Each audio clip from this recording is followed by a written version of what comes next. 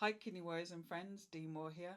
Today is Saturday, the 10th of August, and today marks 6 years since my journey with kidney disease began. 6 years ago today, I went along to A&E because I had been experiencing symptoms over a period of time that I could no longer ignore. Now, people ask me what symptoms did I experience, and the symptoms that I experienced were extreme fatigue.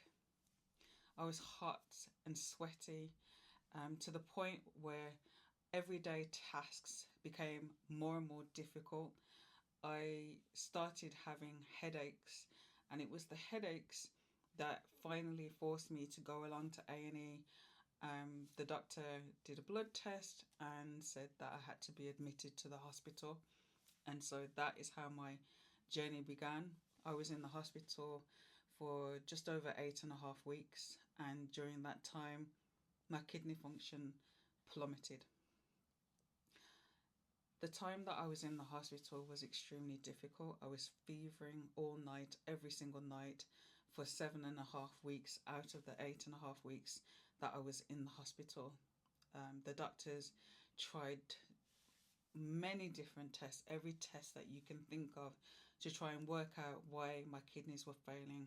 They had no answers. They even sent my test results off abroad to doctors to try and work out why my kidneys were failing, but no one had a definitive answer.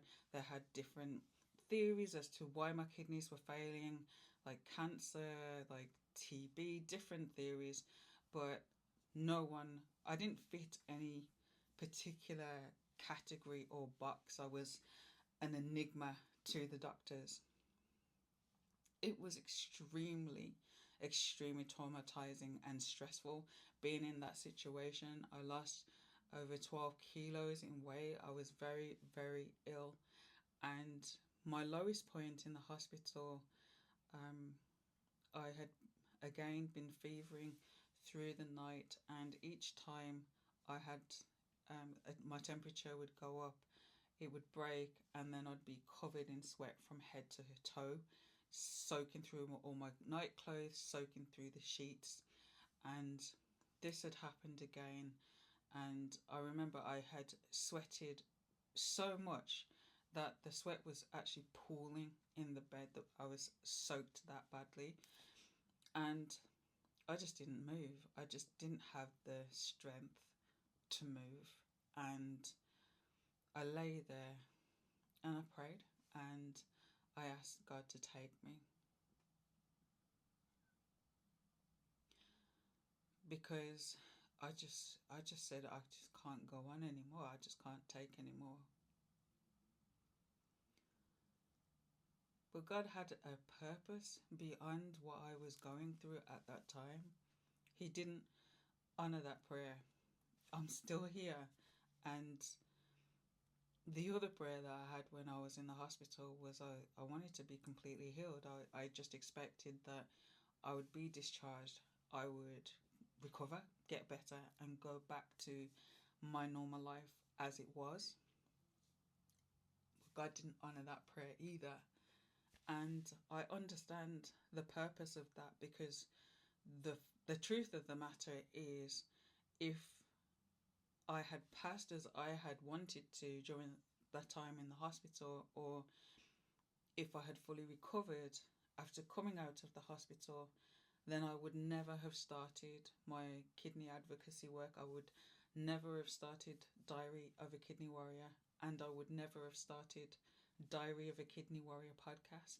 And so sometimes when the answer is no to your prayer, sometimes it's because God, well, or should I say every single time, God has something even more amazing than what you had in mind. I had no idea when I was in that hospital bed that I would have the honor and the privilege to reach people around the world and raise awareness of kidney disease. And so I'm encouraging anybody who's watching today. Maybe you've just been diagnosed with a chronic illness and you are thinking that your life is over. like I did when I was in the hospital. I thought when I got that disease, this is it, my life is over. And in many ways, my life as it was is over. Something new and amazing was born at that time. So, what I'm saying to you is choose to live. I say this all the time, but choose to live.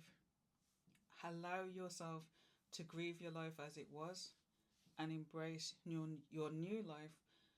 Think about it as a 2.0 version of yourself where you get to do things differently. You get to look at life in a whole different way, choosing to see even the smallest speck of light in the darkest of rooms is choosing to live. I encourage you to hold on. Don't let your pain be in vain. Use the opportunity that you have to reach and speak to people that I could never reach. You are called to reach.